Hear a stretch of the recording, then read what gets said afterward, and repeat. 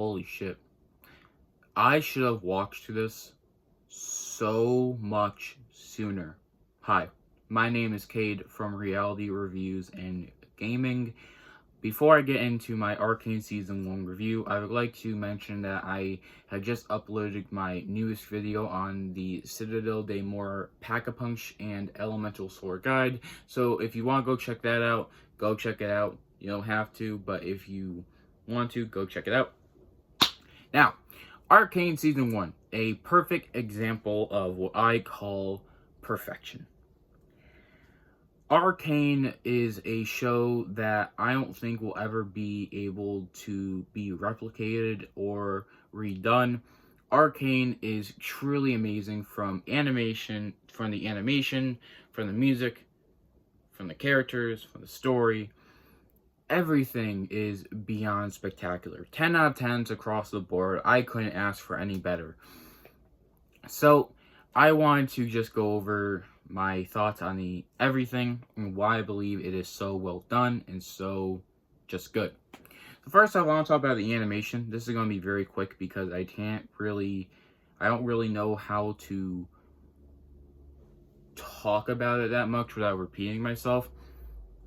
Straight off the bat, the animation is probably some of the best animation I have seen in years. It is absolutely splendid. It is so detailed and it is so, oh my god. From frame by frame, the animation is just on point. Awesome every single time.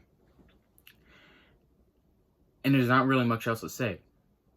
They absolutely nailed it with the animation. I don't think any other show, unless the creators of Arcane or the animators of Arcane do another show, unless they do another show, this animation will be the best animation in right now years. I don't think I've seen anything that will top this. So that's the animation. The music, oh, this music goes absolutely crazy. This is the type of music that I believe could win awards. This music, every scene that features music picks the music so damn well. Every single time there's a not musical scene, but like a scene that requires music, it just goes so well with the scene. If you take the music out of this show, I think it drops like a rating by like, I think it drops its rating by like 5 stars. I think without the music, this show would still work, but it wouldn't be that great. And it's not like one genre of specific music. There is so much different musical genres that is used in this show, and it is just so good. So good. So that's the music. Now the characters, oh boy. The characters are really good, but really hard to talk about because it's really just sad to see how the characters how the characters have so many issues. And I want to speak about Jinx specifically because her character is a perfect character in terms of how the character kind of, like, what she went through is perfectly, like, how she deals with the trauma she experienced in Act 1 with with everything that went down. I think that her older character through Act 2 and 3 is perfectly showing what the effects of Act 1 had on her. And it's not just Jinx, it is Jace, it is Victor, Heimerdinger, the Council, the entire city of Piltover, Silco. Everyone in this show has their specific character traits that, yes, you could say that they are not unique. They are like it's normal character traits. But the thing is that, yes, you might say, oh, this is just another villain, but let's say with Silco. Silco is a villain, but he truly knocked my expectations out of the ballpark with how his villainous, how his role as a villain was played in the show. And it's really refreshing to have a villain who's just not like, I'm evil. No, it's awesome. It's truly interesting to see a villain to this degree kind of have a heart almost. I guess you could look at this as not having a heart, but he literally puts himself on the he literally puts himself up for captive, or like he chooses not to sell out Jinx. I'm not saying that the guy is a good person, but he literally chooses to save Jinx over a lot of things.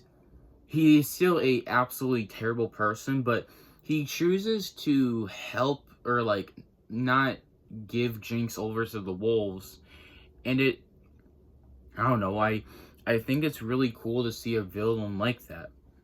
And then you go to someone like Heimerdinger, who is a good person. He is a truly good person, but his experience in life has essentially grown fears that has affected how his mind sees certain things. But it's interesting how Heimerdinger throughout the show kind of like accepts the fact that all this new magical technology like hex tech exists in the world now. Like, it's accepted by the people, it's accepted by the council. So throughout the show, Heimerdinger kind of accepts it and works with it, and there is a scene in season 2 where you see Heimerdinger's arc truly reach its finale. I will get into that in my season 2 review. Then you have another character like Jace, whose arc is truly the exact example of an arc that goes like this. So his arc in this is that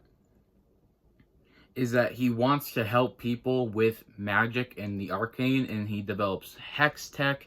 But then in season 2, I won't get into it that much, but something happens in season 2 with him, and it's really interesting to see what happens with his arc. Every character in this story has perfect dialogue, perfect delivery, perfect performances. I just loved everything about this.